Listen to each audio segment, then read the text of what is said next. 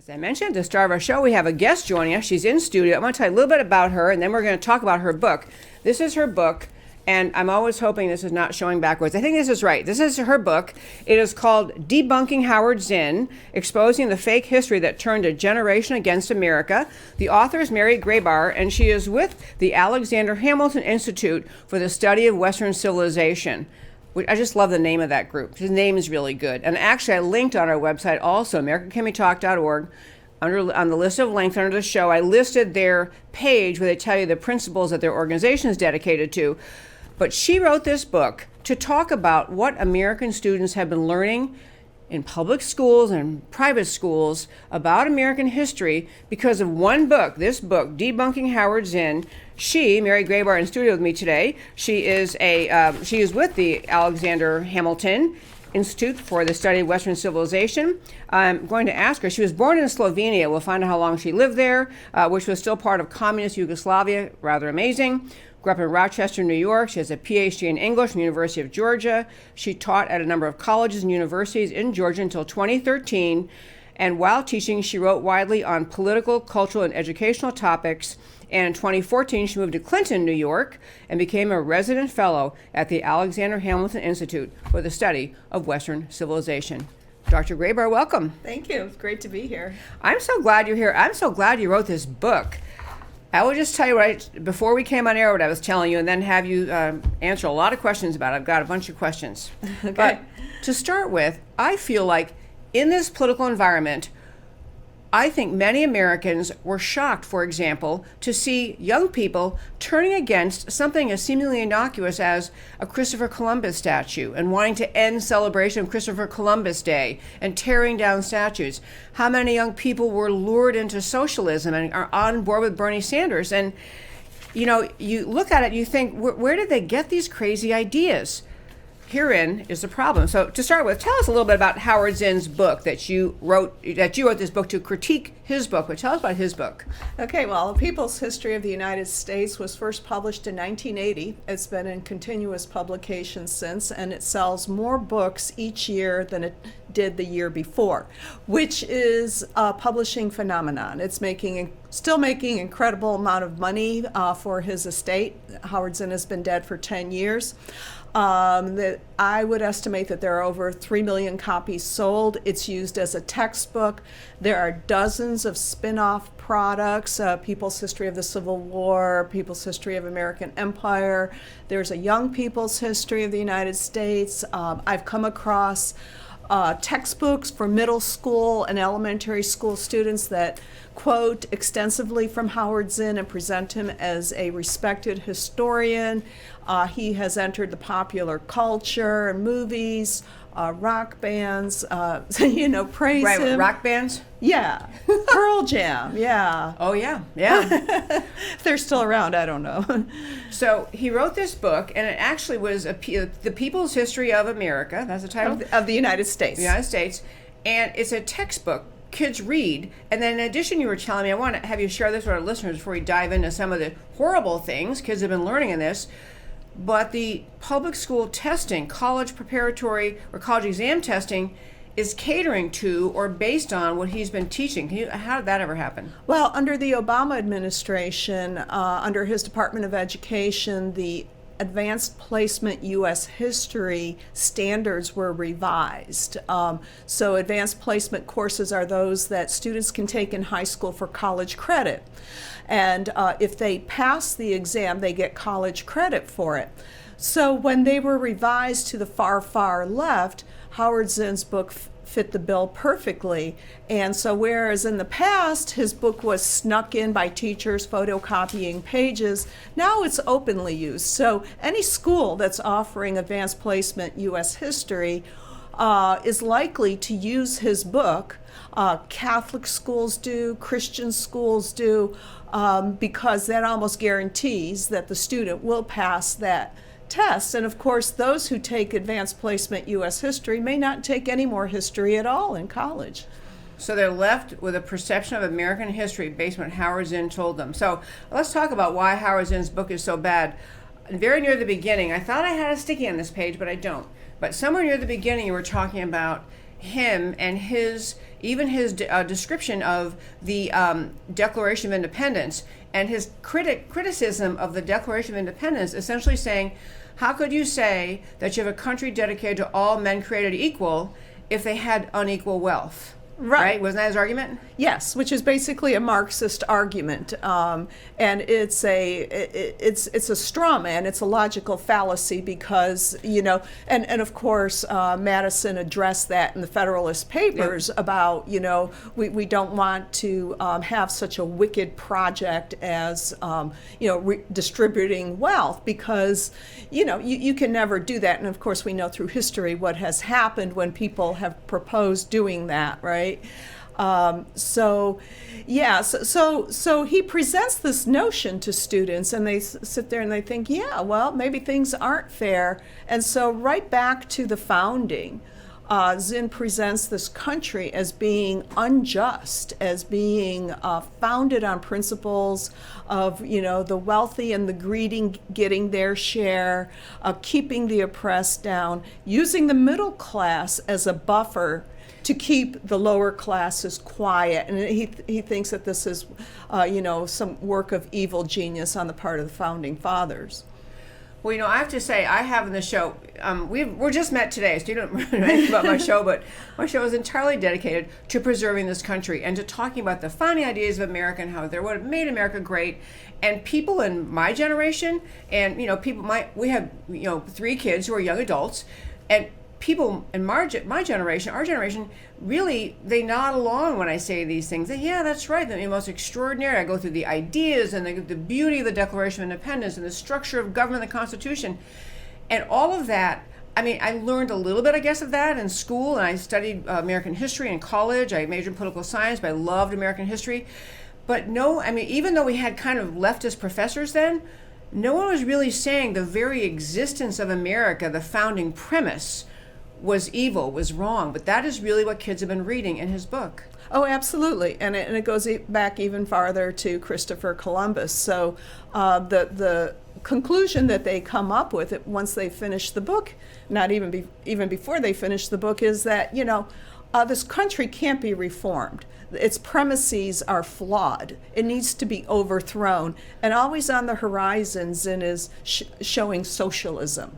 That would solve the problems. Oh, he gets around to communism. I'm right. He's very much he's an anti-capitalist. Yes, for sure. Yes, and that notion of anti-capitalism. I mean, then coming forward to where we are today, we have Bernie Sanders. He's way out ahead in the presidential race on the Democrat side. Yeah. And I always say he's the most honest Democrat running because at least he says, yeah, I'm a socialist and I would happily redistribute wealth and I will take away the wealth of the rich and I will create government collectivized control over pretty much everything. At least he's honest. I think most of the Democrat Party is somewhere in his ballpark. But you can see where his popularity with young people came from. I mean, if millions of kids went through public school, and this is what their perception is of America. Yeah, well, Howard Zinn presents capitalism as the cause of racism, as the cause of poverty, of suffering, and oppression. And so if you're a tender-hearted young person and you read this stuff and you read about the suffering, which he, of course, presents in a falsely by falsifying the evidence, you naturally say, wow, the poor people who've been oppressed, we need to get rid of the system to stop the suffering. We need Bernie's revolution. Yeah. And he's talking very openly now, this is a revolution. Yeah, and they're drawn to him. They're zealots for him. I mean, it's really amazing because when I look at Bernie, I mean, he is a scary person. I mean, an angry, fist-shaking, humorless, redistributor, but I don't understand the appeal, I mean, you can sort of understand a John F. Kennedy appeal to young people, but a Bernie Sanders, Oh, I know. I mean, it's his ideas. I mean, he's all the things the left claims to hate. He's an old, rich, white guy. That's right, and yet he's their contender. So I did find the page. Yeah, I think that is an amazing thing. If you can't get on board to start with the idea of America, the Declaration of Independence, we all, created by God, we all have equal rights. If you think that should mean equal wealth, then you already don't understand what America's all about. Right. And yet that's where he starts off, very early on in your book. So I guess the next one I was going to hit, you talked about race, and I think this is the most, you have a chapter called America the Racist.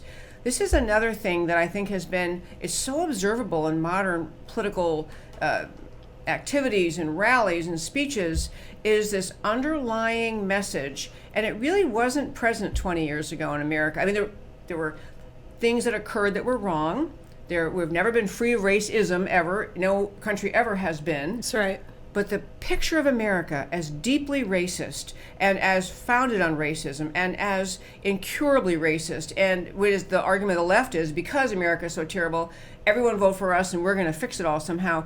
But he ties the argument about race to socialism or to anti-capitalism, to being anti-capitalist. Can you explain that? Well, he basically says that there was no other place in the world where slavery was as cruel as in the United States. And the reason he said he gives for being the cruelest is because of the profit motive. And which is entirely false. And I use a lot of statistics and comparisons to slavery in the rest of the world, which of course slavery's been around since the beginning of time. He Yes. doesn't say that, but he presents America as being uniquely racist, that it's somehow in our bones and In our very national identity. that's right. Yeah, I mean, right. It's so harsh and it's so cruel, and it's really appealing to young people, to the most, and especially the most vulnerable people. If you aren't particularly engaged in the world and what you're being told by your Zinn textbook in high school, and then by Bernie Sanders and other Democrat leaders, is that this is what this country is all about. No wonder there's a sense of alienation, division, racial tension. And I have, in many, many ways on this show, numerous times tried to rebut that, talk about no country's perfect, America's not perfect, but we have a great record in our own country of overcoming. We decided we're not going to have slavery continue. We removed slavery through Civil War. We Americans came together. We had the removal of the laws that permitted segregation or compelled segregation. We Right. all of those things. We've taken so many steps, and I would say because of the goodness of the American heart and spirit. Oh, absolutely. Right from the founding, there are people who oppose slavery. There's always been this big debate. Yeah, I mean, it has always been there, and we have been at the forefront. I mean, one of the things I do in my book is I compare, what was going on in the debates that were being held in the 1840s when the abolitionist movement was in full force. You had the evangelicals, the Christians, organizing, and a British diplomat asked the Sultan of Morocco. He said, "Well, what are you going to be doing about abolishing slavery?" And the Sultan said, I mean, he was just scratching his head. It's like, why would you even think of such a thing as abolishing slavery? It wasn't even in their conceptual universe. But this idea that all men are created equal was there, prodding consciences, right? Yeah. Yes. Right, and so we lived up to that ideal. Ultimately, it was made right, and it was a very complicated thing to do at the time. But of course, Zinn is, a very simplistic, communist writer who wants to divide people into good and evil. And of course, those who are evil are the capitalists. And like every communist, he wants to start a civil war among the races. Oh, it is so devastating and so alarming and so upsetting. Actually, one point I want to make sure to make clear, you did read his book, you're writing your book in response to his, but you really do a great and scholarly job of pointing out not just where he's inaccurate, but the many things, historical facts, context, that he leaves out, because to make his points, he has to ignore history. He has to ignore facts. He has to ignore what you were just describing a moment ago, that slavery has existed since time began. You mentioned slavery existed in Africa. I mean, sure. African native tribes enslaving other African native tribes. Right. Right, exactly. So he ignores a major part of history, and so he presents only one side of it. He also takes quotations out of context. He leaves out essential information. So he claims to be quoting someone. So, if I were to say, I do not like this dish that you served me, and if you left out the word not, right, that would have he does stuff like that. Clearly intentional misleading. Yeah. Intentional. Yeah, Howard Zinn knew exactly what he was doing. He had a PhD and he wrote a good dissertation on Fiorello LaGuardia, his congressional career, and he turned it into a book. And he knew what he had to do in terms of doing the original research, primary sources, and he knew what he was doing was manipulating history and his sources. Oh, it's just pure evil. I'm going to go on to other topics he has, because I have to tell you, my very fine friends listening to this show, I'm going to go back and find out if my kids had this book in school. I don't think so, but I feel like my eyes were opened, recognizing, I thought for so long, how could there be such antagonism in America? With this country, we've done so much good in trying to improve race relations and improve equality and improve opportunity and improve things that weren't right about our societies. I mean, we didn't have, irrelevant to this, but we didn't have, when the country was founded in the Constitution, women couldn't vote. That's another one. We worked it through. We corrected what was wrong. And I just think there's the level of evil when you write this, you publish this in 1980, and you look at the history of America, and your conclusion is evil from the outset. Pretty much everything about America is to be criticized, maligned. You're really just saying, I hate the idea of America. Well, yeah, Howard Zinn was a one-time member of the Communist Party from about 1948 to 1953, and that's on the evaluation of his FBI files by a historian named Ron Radosh, who was also a one-time, briefly, Communist Party member. And so what Howard Zinn does is he follows the communist playbook. And what I did is I looked at his book side by side with a book published in 1951 by William Z. Foster, who was the chairman of the Communist Party USA. And I noticed, wow, this is how Foster interprets Columbus. This is how Zinn interprets it. Zinn presents it much more skillfully. Academically sounding. He uses lingo that appeals. He doesn't use the doctrine of communist terms. He presents it more in sort of the 60s lingo. He talks about the establishment, the system. Yeah. So he's very skillful in writing this, but essentially it's a communist interpretation of American history. It's propaganda.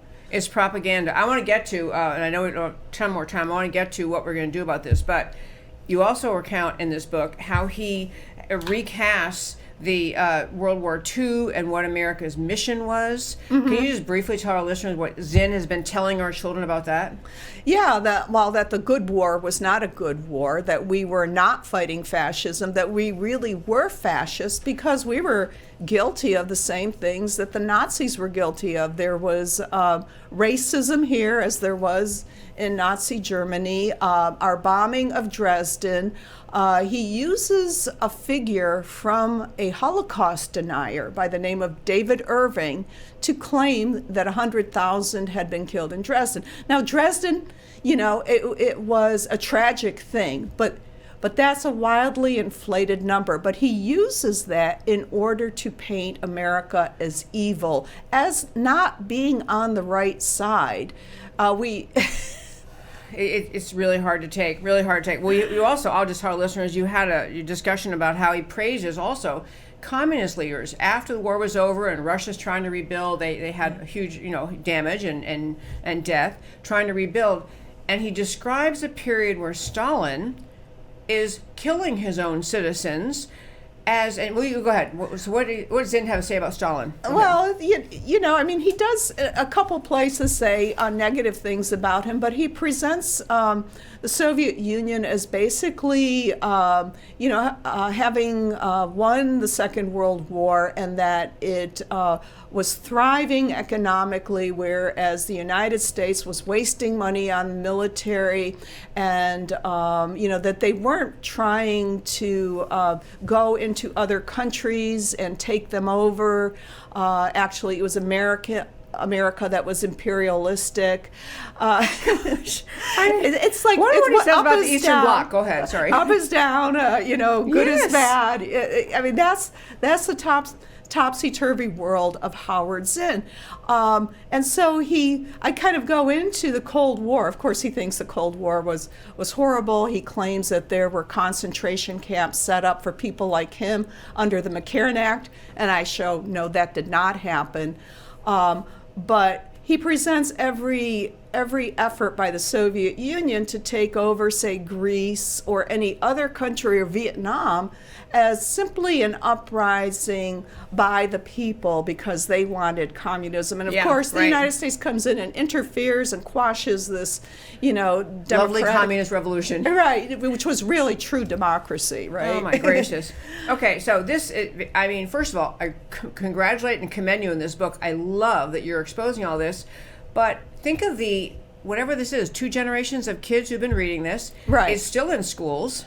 Mm-hmm. Okay, I have one narrow question, which is, don't you think it's odd that there weren't more teachers and administrators throughout the years who would read Zinn's book and say, wait a minute, I mean, where was the public school teacher voice or the, fighting against this book, what it teaches? Well, education has been corrupted since the 1960s. The leftists entered it, the education colleges have been corrupted. And so a lot of teachers, even those who teach social studies, don't really get much social studies or history instruction. They get a lot of the educational theory and stuff. Okay. So, and a lot of people, on the conservative side and even on the liberal side, have written about Howard Zinn's inaccuracies and his conspiratorial presentation of history, but they've done it in articles. And they haven't gone through systematically and looked up where he's wrong, where he's distorting stuff. And I think it's because it's such a nasty job. It really, I felt like Mike Rowe coming out of a septic tank or something. I had cleaned. After reading Howard Zinn, it's like, you just get this nasty, because it's lie after lie after lie, and so most legitimate historians will just throw it on the floor and say it's not worth reading. But at the same time, it was being snuck in by leftist teachers and professors. It's corrupting our children. Yeah. Okay, so is there a movement afoot to try to get public schools to eliminate this? I am hoping to do that with my book, which focuses on the facts. I'm trying I went beyond just simply criticizing Zinn for being anti-American. He just distorts the facts, and I'm hoping that this will be used in the schools, put into the libraries in schools and the media centers and public libraries, so students can at least have a resource. So if something doesn't sound right, that their teacher or professor is saying, they can go to my book, and if they don't believe me, they can go to my sources. I have almost 1,000 footnotes there. I say you a lot of footnotes. Yes. Which is a great thing. The footnotes are good. Yeah. So I love the idea of getting it at least criticized, but ultimately, we need to have it not in public schools so that the advanced history or American history advanced, what is it? What's the course? Advanced placement, AP. Yeah, AP history does not test to this book. Right. So that is a federal level issue. Try to resolve that. You have a state level because you have, I'm sure within states, you have the state governments being able to say to public schools, not this book. I mean, I assume they'd have that authority, or maybe it's the school boards. It's like a massive communication effort to say, everybody stop using Zinn's book. Well, yeah, in Arkansas in 2017, Representative Kim Hendren tried to introduce a bill to ban Zinn's book from publicly funded schools. That went nowhere, and then the Zinn Education Project actually started fundraising off of it and sending Zinn's books to teachers who wanted it. In Missouri, they may be introducing a resolution against using Zinn's book. So that's one action that I would advocate for at the state level. At least make people aware of how factually wrong his book is, and no more than one would use the history book of David Irving, a Holocaust denier, in the classroom, would anyone use Zinn's book. That's a great analogy. In the same way you wouldn't use a Holocaust denier's book, you shouldn't use this one. So we're speaking with Dr. Mary Grabar. She is the author of this book, Debunking, I love that word, by the way, Debunking Howard Zinn. And I urge you to get it. I ordered it on Amazon. You can too. And also tell your friends about it, because I actually think it really is eye-opening, helping Americans understand why so many of the young generation in America are just, in an unspoken way, so anti-American, so disdainful of the ideas of America. So you can find Dr. Grabar. She is a resident fellow at the Alexander Hamilton Institute for the Study of Western Civilization. Their website is the AHI for Alexander Hamilton Institute.org. And on Twitter, she's at Mary Grabar. And I want to just, again, commend you and thank you so much for coming in. Well, thank you for having me. Great to interview you. Thank you so very much. Thank you.